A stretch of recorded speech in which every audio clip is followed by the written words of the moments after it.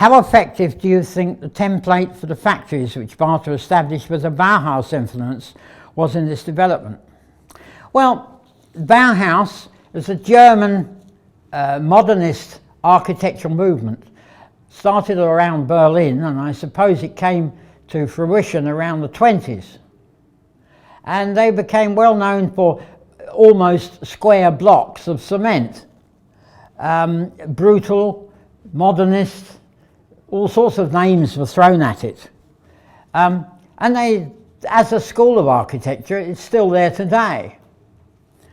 The trick with it was that once you designed your factory unit, and once you designed types of housing, semi-detached, detached, maybe for the management, flats, that sort of catalogue of designs, they almost then became off the peg. So when East Tilbury was mooted in the early 30s, they already knew what the factory was going to look like, and they knew what the housing was going to look like. It was just a question of the positioning of it. And even that was on a prescribed plan. The master plan was a sort of like a cartwheel, and you had the factory in the middle, and then you had an arc of housing, and an arc which included things like schools and the swimming pool and the sports field were all planned. I have seen a plan for one of the Bata Ville in France, which, if you change the name on the top, would apply to much of East Tilbury. So this idea of a common plan was quite important. Also, from the Bata's point of view, it was cheaper because they weren't paying architects to redesign other places around the world. They just said, right, we'll take that one off the shelf and we'll have one of those, please. And so then the construction department just got down and built it. Interestingly enough, during the Second World War, these early plans from the 20s and 30s, for the most part, got destroyed. Because on mainland Europe, most factory sites were targets. And so lots of the archives and the plans associated with those factories and the housing developments were obliterated. If the Nazis didn't obliterate them, the Americans did. Now there is only one set of these original plans in existence. Yes, you're right, it's at East Tilbury.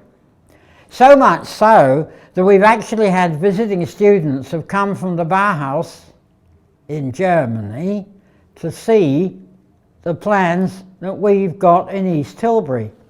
So the fact that the factory is no longer making shoes, and the fact that there are no or very few retired shoemakers in existence in East Tilbury, the Bata Heritage Centre has a vital role to fulfil in making sure that these plans and associated items are archived and preserved and kept and are available for visiting students. We've had quite a few. We've also had quite a few inquiries during the last 2 years of lockdown. Have the plans survived the fire that was before the lockdown?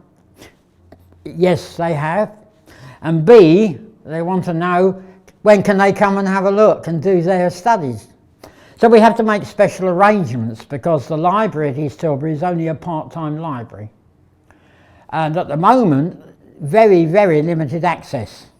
But hopefully next year we should be able to resume service as normal, and we will get students from the Westminster School of Architecture, Brighton University, to name just a few, from this country, and then we get them from overseas as well. They come and spend a month in London, and one of the side trips they want to do is to come out here and look at the plans. So this question of how effective is the Bauhaus influence Well, it was effective insofar as that's what they built, but it's continuing to be important because they didn't know it at the time, but it provided us with a set of plans which luckily, through the Second World War, survived.